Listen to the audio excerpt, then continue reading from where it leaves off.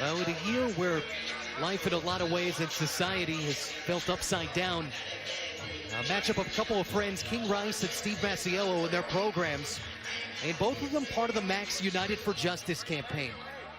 Both the conference and its Student Athlete Advisory Committee launching what was a multi-year campaign, United for Justice. You can find the elements on school campuses, live game broadcasts, online and on social media. And the idea to work to advance the cause of racial justice and individual dignity with a goal to educate those around us and to create substantial change, Noah Savage, in our communities. And these are two of the best. And not only that, both coaches are having multiple conversations with their teams, doing a lot of listening and talking about these issues in a way probably they never have before. Warren Williams brings this back down to a 7-point game. And the guy mopping up is coming on the court during the action, man. You gotta get out of the way. Martin with a quick response. I mean, wait, I gotta be two defenders and the mop guy? That's how good Monmouth is. Well, it's been another big night for Malik Martin. Team high 15 points to go with 8 rebounds.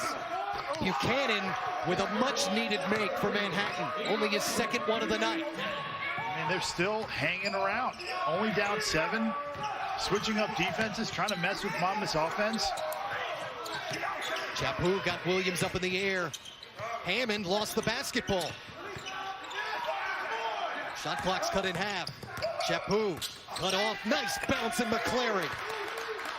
That was the timing of the cut inside by Marcus McClary. I mean, timed it perfectly and snuck behind the D.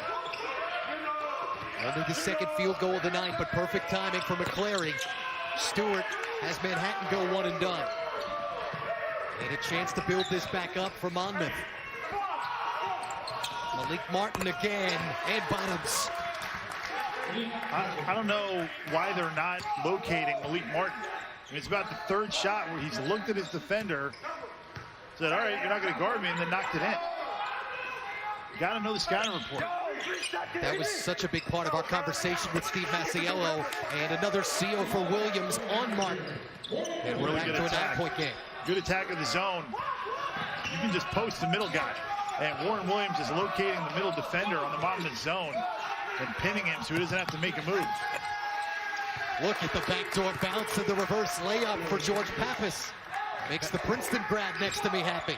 And I love the reverse layup as well, using the rim as a protector. But George Pappas is just playing with so much joy, and just his understanding and his timing and IQ are elite.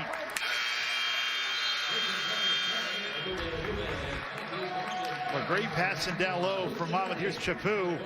Times it up, finds Marcus McClary, and then Martin turn, look, layup lines, and George Pappas soars in like the Monmouth Hawk he is for the layup.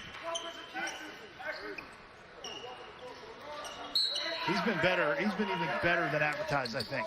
He's been sensational. Jersey City kid. Manhattan with the quick steal. Marquise Watson brings it back to 9 and allows them to set it up again. Trap in the corner on the freshman Ruth. And that got tipped out of bounds. But you have 5 seconds to get it over. And Coach Masiello wants that jump ball. He thought Miles Ruth was trapped in the corner, and that should have been a jump. And you see the intensity. They're bringing the heat now. They're going to trap in the corners. They're going to go for every steal.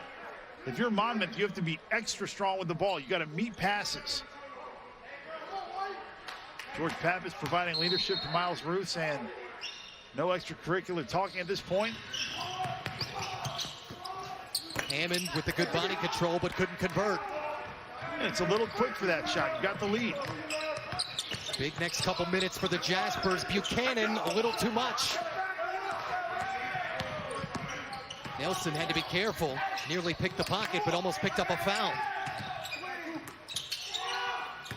Pappas again continues to move without the ball. Everything but the finish. Nelson, and knows how to get the contact. Front end of the 1-and-1 coming. NBA Saturday primetime coming up on ABC. and the ESPN app. Steph and the Warriors with the second of 2 games in Dallas against Luka and the Mavs. It's all part of a 4-game Texas road trip where they get the Spurs on Monday and Tuesday. Our coverage begins with NBA Countdown, 8 Eastern and 5 Pacific. How about Kelly Oubre? Well, he saved up all 40 for that game because he had the most atrocious start shooting the basketball in the entire NBA, and then he got on fire. So if I'm his teammate, I'm like, all right, this is kind of what we expected when you join the team. Where was this to start?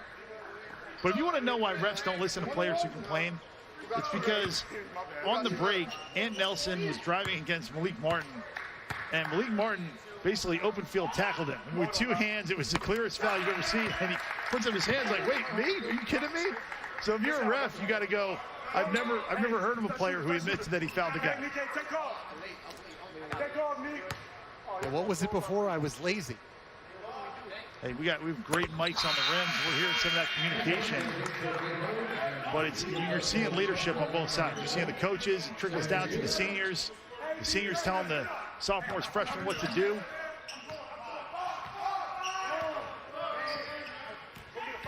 Well, we talked about the Hercules Tires MAC tournament coming up next month. I wouldn't want to see the Jaspers on the opposite seed line just because of the way that they defend.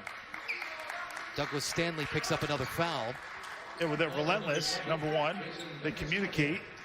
They throw a ton of bodies at you, and that they're hard to prepare for because on the defensive end, they give you different looks, and then on the offensive end, they run a million different sets. They're almost impossible to scout.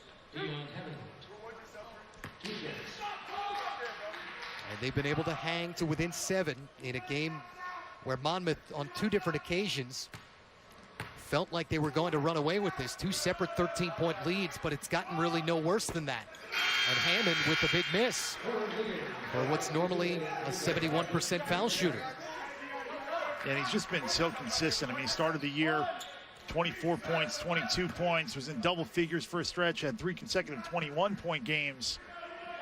And that's the mark of a senior. Not only can you do it, but you can do it all the time. Now, we talked about scouting report awareness as he makes the second. 14 now for Deion Hammond, but it's taken him 11 shots to get there. If you're Steve Masiello, I think you'll take that trade-off. Williams, middle of the lane. Ruth with a great save. But then running one more and a little too much English on it. If you're Manhattan, you've got to be very disciplined on what you want on the offensive end. Who do you want to get the ball to? And I think you want it to flow through Ant Nelson and then getting him inside to Warren Williams. So get some action where Ant Nelson can handle the ball because he's an excellent passer as well. Situation where you get a 3 or an old-fashioned 3-point play, you're right back to a 2-possession game. Or even a 2. Nelson got caught up. Douglas Stanley, nowhere to go, just had to save it. And here comes the swing with Hammond. And Manhattan went to a horn set for Ant Nelson. So he had the pick and roll, and then he had a drift screen to the opposite side, but he really wasn't thinking about anything other than trying to get to the bucket. Nelson, a little too much one-on-one, but finds Watson. They needed that one.